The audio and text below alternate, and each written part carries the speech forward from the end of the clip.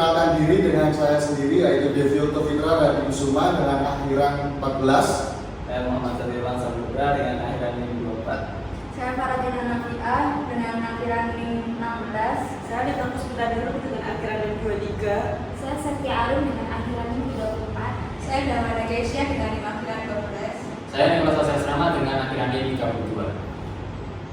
Kami di sini izin mempresentasikan tugas mata kuliah manajemen tata ruang rumah sakit. Selamat menyaksikan.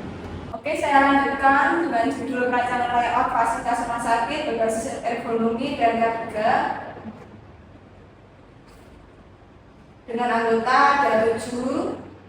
Lanjut ke latar belakang, rumah sakit adalah fasilitas pelayanan kesehatan dengan kompleksitas tinggi dalam pengelolaan ruang, SDM, dan alur pasien. Di IGD sering terjadi kepadatan pasien, alur triase kurang jelas, serta keterbatasan visibilitas tenaga medis. Sementara itu, ruang rawat inap memerlukan stasiun yang strategis untuk mendukung efisiensi kerja perawat. Penerapan ekonomi dan ketiga penting untuk menciptakan lingkungan kerja yang aman, nyaman, efisien, serta mengurangi risiko.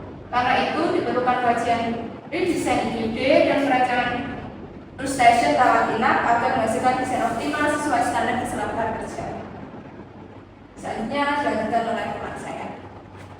Yang pertama ada perancangan IGD rumah sakit tipe C dengan skenario IGD extending mengalami congestion, alur triase tidak jelas, no station kurang visibilitas.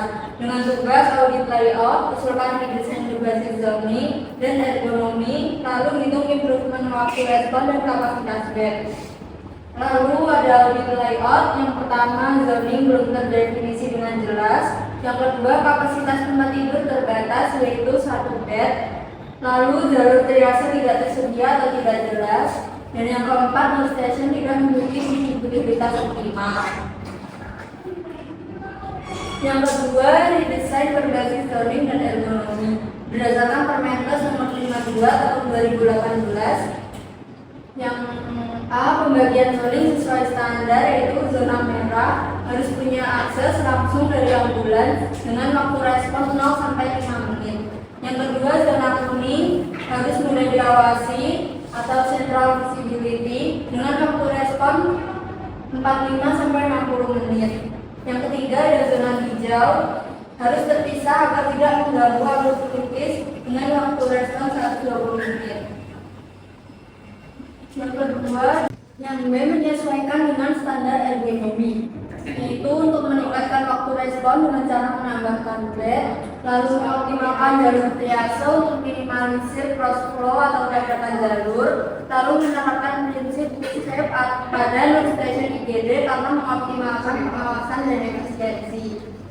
Lalu untuk pembagiannya, zona triase terdiri dari 2 tempat tidur, zona merah 3 tempat tidur, lalu zona merah muda 3 tempat tidur, zona kuning 3 tempat tidur, zona hijau 3 tempat tidur, ruang khusus atau isolasi 2 tempat tidur, ruang bonus 2 tempat tidur dengan total keseluruhan 18 tempat tidur. Baik, di sini saya akan melanjutkan desain berbasis ekonomi berdasarkan Permenkes nomor 52 tahun 2018. Di sini ada desain dengan IGD yang zona merah ini triase merah, zona kuning ini triase kuning, zona hijau ini triase hijau. Di sini ada pintu masuk, kemudian di sini ada ruang tunggu, ini ada ruang istirahat dokter, di sini ada pendaftaran, di belakangnya ada ruang istirahat perawat, di belakangnya ada nurse station, kemudian di zona triase ini dibagi menjadi 4. Yang pertama zona merah resusitasi, zona kuning observasi, zona hijau non urgent, zona merah bedah. Di sini ada 3 tempat tidur semua. Kemudian ada ruang isolasi, ada 2 tempat tidur, ruang konek ada 2 tempat tidur dan toilet. Di sini yang nomor 3 hitung improvement waktu respon dan kapasitas bed. Improvement waktu respon asumsi sebelum didesain pada pasien zona merah itu ada 10 menit, zona kuning 75 menit, zona hijau 150 menit. Kemudian setelah didesain sesuai standar itu zona merah 5 menit, zona kuning 60 menit, zona hijau 120 menit. Dengan rumusnya improvement waktu respon sama dengan waktu sebelum dikurangi waktu sesudahnya. Untuk zona merah itu karena sebelumnya 10, sesudahnya 5, maka hasilnya itu menjadi 5. Zona kuning sebelumnya 75, sesudahnya 60 itu menjadi 15 menit. Zona hijau 150 menjadi 120, maka lebih cepat 30 menit. Studi kasus 2 di sini skenario-nya rumah sakit baru memiliki 100 bed membutuhkan nurse station efisiensi untuk 1 shift 8 perawat. Tugasnya membuat layout detail, justifikasi red zone dan visibility, tampilkan ergonomic risk assessment. Lalu selanjutnya ada redesign nurse station rawat inap. Yang pasti di tengah-tengah ada nurse station dengan zona primer, sekunder, dan zona tersier. Lalu ada jalur evakuasi dan juga ada ruang dokter, ruang rapat, ruang alkes, unit utilitas, CSSD, dan sebagainya bisa dilihat sendiri. Lalu untuk yang kedua, penjelasan desain layout nurse station.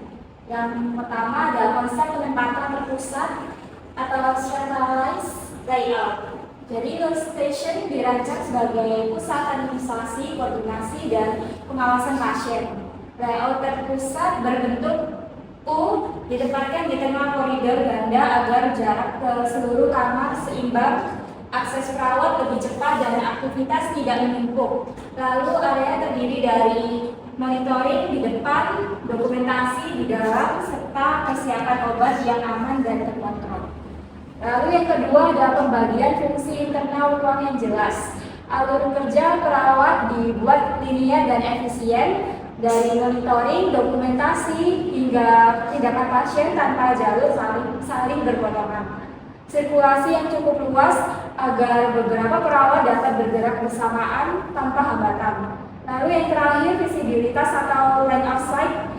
Posisi di tengah dengan meja terbuka ke koridor memberikan sudut pandang peluas 2 arah sehingga pengawasan pasien dan respon darurat lebih cepat. Selanjutnya ada justification reach zone dan visibility.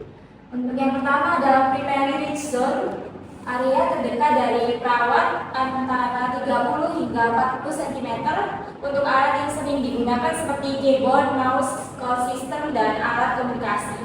Penempatan ini memudahkan agar kerja tanpa gerakan berlebihan, menjaga postur tetap netral, serta mempercepat respon pasien.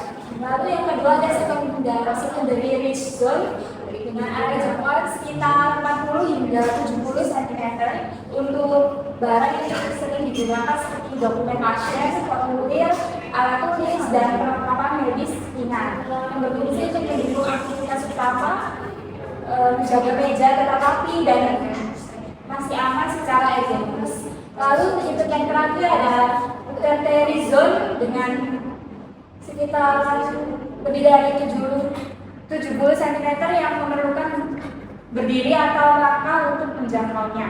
Digunakan untuk barang yang jarang dipakai seperti stok obat, arsip, dan alat cadangan. Penempatan ini mengurangi resiko kelelahan serta menjaga kerja utama tetap efisien dan teratur. Selanjutnya economy risk assessment.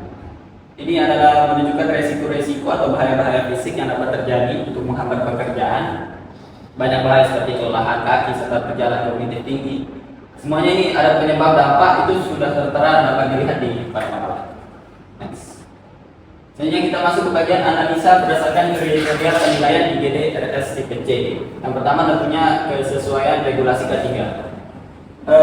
Desain yang sudah kita buat tentunya sudah sesuai dengan K3, kami sudah analisis sesuai dengan Permenkes nomor 52 tahun 2018 tentang zoning yang jelas dan adanya ruang isolasi untuk pengendalian risiko serta jalur sirkulasi minim proses. Lanjut ke nomor 2 ada penerapan prinsip ergonomi. Seperti yang saya bilang sebelumnya, melalui illustration model U-shape yang menjadi sentral dengan visibilitas maksimal ini, ergonominya itu akan menjadi sangat resiko ergonominya itu akan sangat terkontrol karena ya model U-shape ini meningkatkan postur kerja yang optimal dan pengurangan beban kerja. Lanjut ke nomor ketiga ada analisis efisiensi alur dan fungsi. Redesign layout IGD menunjukkan peningkatan efisiensi alur pelayanan melalui sistem triase yang lebih jelas jalur pasien yang terarah, serta pemisahan zona sesuai tingkat kegawatan. Perubahan ini berdampak pada pelayanan yang lebih cepat, tertata, dan minim hambatan, ya seperti itu. Dan untuk yang keempat ada analisis kreativitas dan inovasi. Nah, karena dia berbentuk UU, ini sangat kreatif menurut kami dan menjadi inovasi yang berguna bagi permasalahan di IGD. Solusi inovasi yang berguna. Mungkin hanya ini. Oke, baik, itu selanjutnya adalah analisis kriteria penilaian perencanaan pada nursing pada rawat inap. Yang pertama adalah analisis kesesuaian dengan berdasarkan regulasi K3, yaitu desain telah memenuhi prinsip keselamatan dan kesehatan kerja sesuai dengan Permenkes nomor 52 tahun 2018 dengan menyediakan jalur evakuasi yang jelas, luas dan bebas hambatan untuk mendukung proses evakuasi berjalan. Yang kedua adalah analisis penerapan prinsip ekonomi, yaitu desain penerapan prinsip ekonomi seperti risk analysis, postur kerja, pengurangan beban kerja untuk mengurangi kelelahan, dan juga konsep usage yang dapat memungkinkan jangkauan optimal sementara penempatan alat pada zona primer hingga tersier menjaga efisiensi tetap tanpa mengganggu alur kerja. Untuk selanjutnya adalah analisa efisiensi alur dan fungsi. Desain ini berfungsi pada kelancaran alur kerja dengan meminimalkan perpotongan jalur pasien dan tenaga medis. Untuk alur primer menggunakan perawat berbeda antara aktivitas, sementara pemisahan jalur dan sirkulasi penumpang yang luas mengurangi hambatan serta meningkatkan kecepatan pelayanan. Yang keempat adalah analisa kreativitas dan juga inovasi, di mana desain menggunakan layout terpusat yang memberikan visibilitas luas untuk pengawasan pasien secara optimal. Selain itu, konsep modular dan fleksibel memungkinkan penyesuaian ruang dan serta fungsi, sehingga meningkatkan efisiensi dan keamanan dalam pelayanan. Oke, next akan dilanjutkan oleh teman saya. Oke, selanjutnya ada di kesimpulan. Desain IGD dan Nurstation telah menerapkan prinsip ergonomi dan K3 melalui pengaturan layout, mendukung postur kerja optimal, mengurangi kelelahan, serta meminimalkan risiko cedera pada tenaga medis selama menjalankan pelayanan. Untuk sistem zoning pada IGD dan Nurstation terpusat, mampu memperjelas alur pelayanan, meningkatkan kecepatan respon pasien, serta memperkuat koordinasi antar tenaga medis sehingga pelayanan menjadi lebih efektif dan tepat sasaran. Untuk desain yang diusulkan telah sesuai dengan standar regulasi serta didukung pemanfaatan teknologi untuk meningkatkan komunikasi, keselamatan pasien, dan mutu pelayanan secara keseluruhan dalam lingkungan rumah sakit.